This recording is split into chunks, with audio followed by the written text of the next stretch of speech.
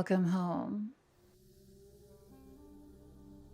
I know I'm not exactly supposed to be here, but there's no need to be afraid. I might have fangs, but I don't bite. Unless you want me to. I'd introduce myself and give you my name, but well, I don't exactly have one. We Lamias are reclusive creatures, and we can identify each other by smell, if need be. That's the solitary life. We're usually abandoned relatively soon after birth. Except for cottonmouth lamias, of course. But I'm not a cottonmouth lamia. I have a rattle after all. Notice it?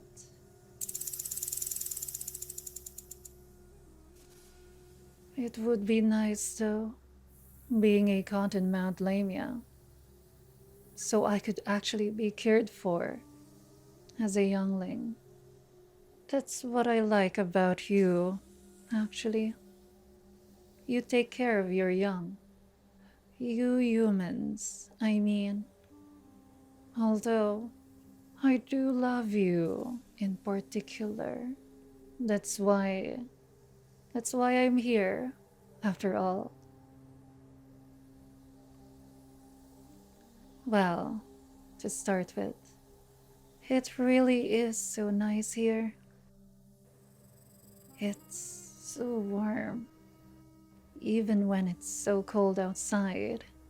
I I don't know how you humans keep your houses so warm.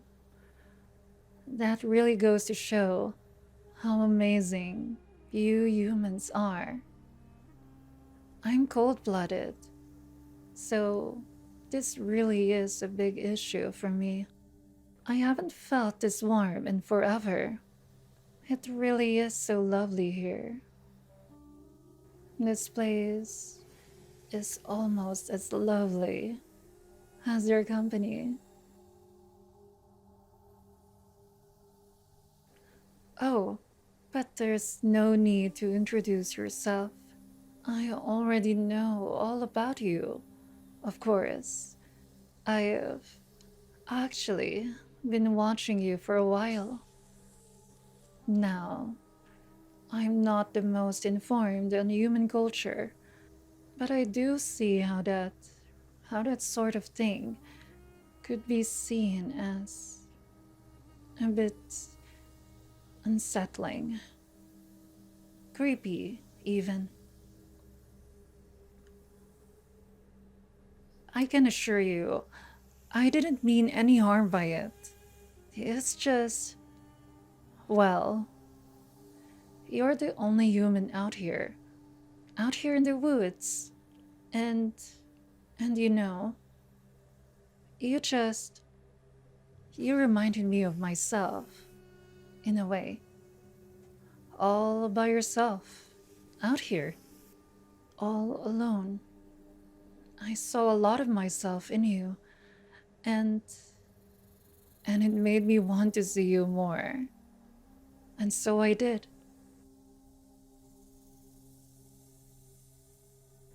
I I watched you and watched you and watched you. And the more I saw, the more I liked you, which I didn't even think was possible. But when I watched you sitting by the lake, looking out of it, all alone, for some reason, it just made me love you even more. Or when I watched you walking through the woods, taking pictures, all alone, it it made me it made me well, first of all, it made me want to camera myself because I'd love to take pictures of you. But that also made me love you more. All the times I watched you, no matter what it was you're doing, it made me think. I want to be with you. It made me think. I want to be your mate. So, what do you say?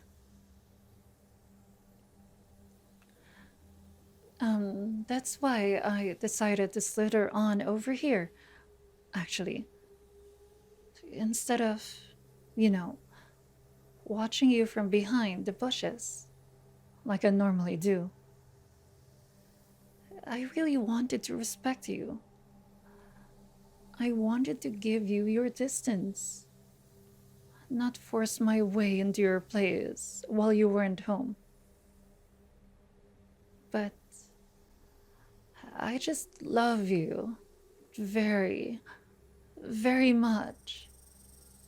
And I find it very hard to stay away from you. I tried holding myself up in my burrow, just staying in there, away from you, safely far away enough that I wouldn't bother you. But there's not much to do with nothing in there. Not much to think about. And when I'm there, all I can really think about is how cold it is and how warm you must feel. I'm sure if I wrapped my tail around you right now, you'd be just the warmest thing ever. I shouldn't. And I won't. At least, I don't think I will. Not without your permission, anyway. But it is very tempting when you're so lovely and warm. It gets especially cold in my burrow when it rains. But looking at your shelter, this place is rainproof. Oh, I'd love to stay here with you as your mate. And then, on rainy days, we could stay inside. And if you're comfortable with it, I could ever so gently wrap my tail around you. You would keep me warm. And I would just keep you cuddled. Doesn't that just sound wonderful? My tail is wagging just thinking about it. Do you like the sound of my rattle?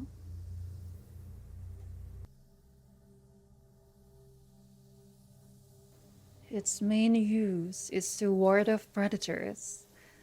Not that I can't hold my own, of course. Nothing else in these woods is enough to threaten me. Not bears, not coyotes, not wolves. Speaking of wolves, though, that reminds me. See, there's actually something that prompted me to finally face my fears and talk to you. See, the other day, I saw a wolf girl leaving through your door.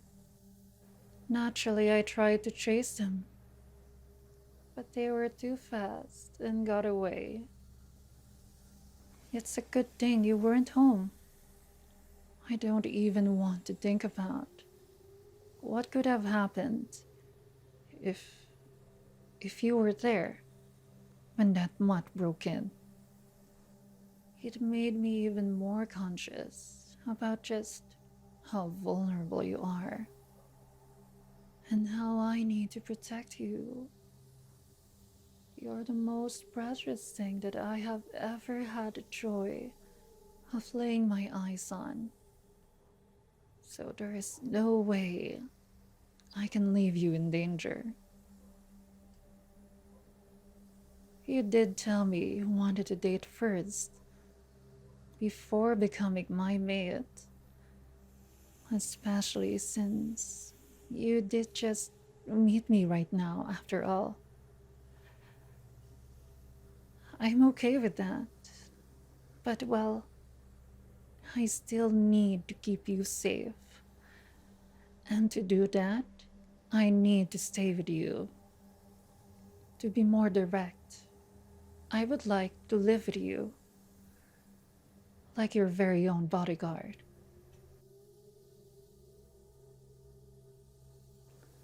I will be the best protector that you could ever ask for. I have a great sense of smell. I can smell any annoying wolf girls from over a kilometer away, so they won't be sneaking up on us. All I have to do is flick my tongue a few times, and that's that. And I'm incredibly good in a fight. You wouldn't believe it. I can wipe the floor with anything when push comes to shove. Do you see these fangs? They're highly venomous. More venomous than anything you have ever seen before. Just a single bite from this has enough venom to kill 100 adult humans. Just like the inland Taipei. Not that I would kill humans. Unless you want me to, of course.